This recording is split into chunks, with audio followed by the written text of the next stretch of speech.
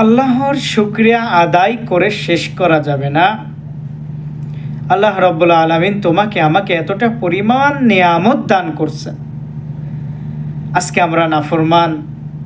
আল্লাহর দেওয়া বাতাস, আল্লাহর দেওয়া পানি, আল্লাহর দেওয়া অক্সিজেন, আল্লাহর দেওয়া খানা, আল্লাহর দেওয়া জবান আল্লাহ তাআলা দিয়েছেন আমাদেরকে। শুকরিয়া আদায় করি, পরিপূর্ণ শুকরিয়া আদায় করি না। আল্লাহ রাব্বুল আলামিনের জমিনে তুমি দাঁড়াইয়া মস্তানি করতেছো।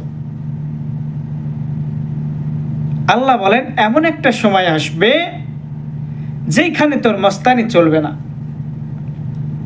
তোর বাহাদুরি চলবে না, তোর ক্ষমতা চলবে না। ওই জায়গাতে শুধু আমি রবের পাওয়ার চলবে, আমি রবের ইচ্ছা অনুযায়ী চলবে, আমি রব যেইভাবে বলবো সেইভাবে চলবে।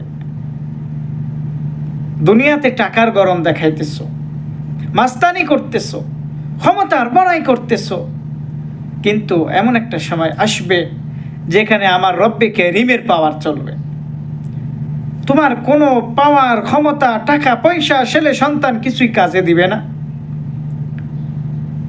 এমন একটা সময় আসবে তোমাকে অন্ধকার কবরে রেখে আসবে, তোমার ছেলে সন্তান আত্মীয়রা খবরও নিতে যাবে না, তোমার কবরের সামনে গিয়ে তারা দোয়াও করবে না।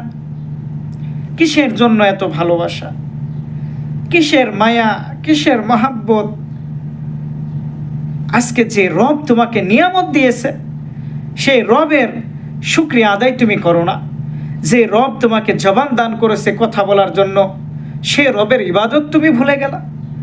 যে রব তোমাকে চলাফেরা করার শক্তি দিল, সেই রবের গোলামি তুমি না করে কেমনে থাকো?